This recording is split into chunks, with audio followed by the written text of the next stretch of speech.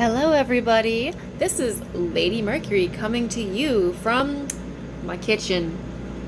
You thought that was going to be fabulous, didn't you? Well, just because I'm a fabulous multidimensional being does not mean that I'm going to come to you from somewhere fabulously extravagant, such as anywhere but my kitchen. I mean, I'm just coming to you from my kitchen because I love my kitchen.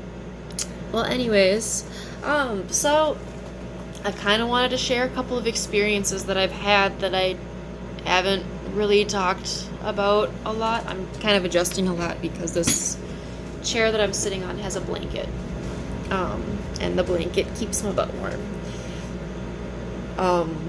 So it's really hard for me to talk about these experiences. And me thinking about it, I need to share these experiences with the world. Just so you know, though, this camera is stably secured. There's nothing moving the table. I am not entirely sure what is going on. Is it picking up the vibrations from my crown chakra? Is it picking up my personal auric vibrations? I am not entirely sure. All I know is that I have a really difficult time with technology, and technology has never worked for me since I elevated my vibration. So you might be picking up my vibrations. It does happen. It might be a camera glitch. I am not entirely sure. But we're just gonna roll with it. If you see what I am seeing, comment in the comments. Dragonfly64. I don't know why I said 64, but we're gonna roll with it. Dragonfly64. If you notice anything weird as far as abnormalities with my camera resolution, I am using a Samsung Galaxy S10e. Anyways, it's tea time because it is midnight and I am not gonna drink coffee. This is cherry blossom tea from Harney and Sons Fine Teas. You can follow them on Instagram and see what they're up to if you would like. You could also follow me on Instagram. My name is sinner_lady_mercury on Instagram, or retrograde beautification at Instagram.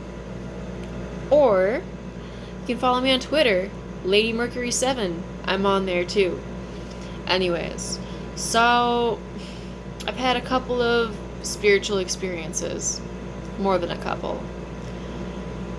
Watch my lights turn out when I talk to you about this. So when I was pregnant with my second daughter, she's not with me right now.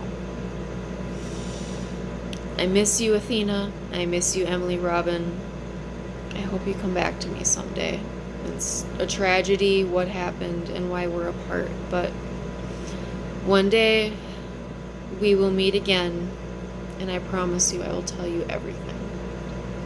But for now, you have this video, and I can tell you about some of the things that are going on and have been going on. And maybe you can put the pieces together on your own time and find out why they are doing what they are doing to us.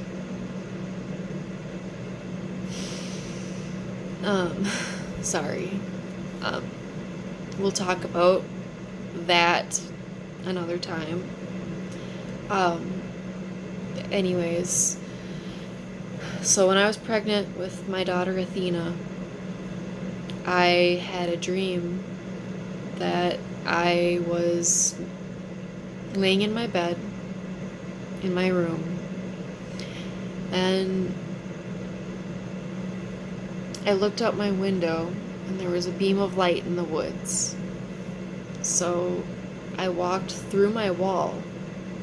I got up off the bed and I walked through my wall. And when I walked through my wall, there was a spaceship. It was a beautiful spaceship. Nothing, like, obviously it was kind of cliche, like a saucer, but it was still beautiful, nonetheless. And the person that came out of this spaceship was also beautiful. And so were the people inside. Now, they were wearing some metallic looking clothing, and later I found out that there's a reason for that. You know what that reason is?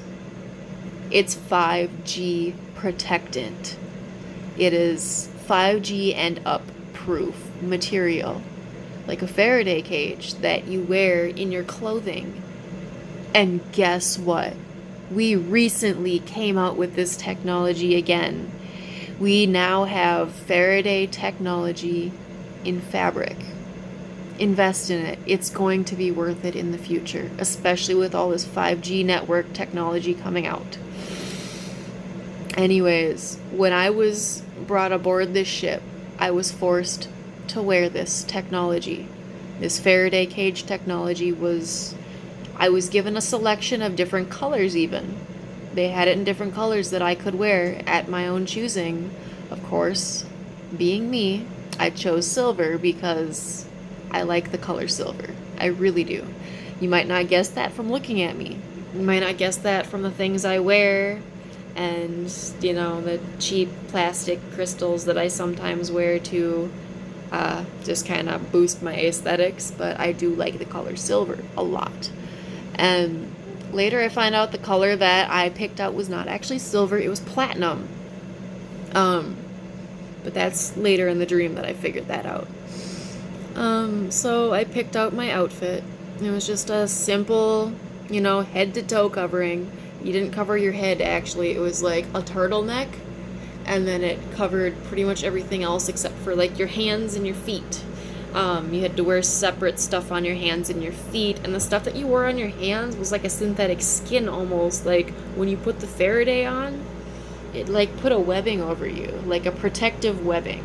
And like your skin would still touch things, but that Faraday technology just kind of killed everything that was harmful to you. And it didn't let it into your body, which was pretty neat.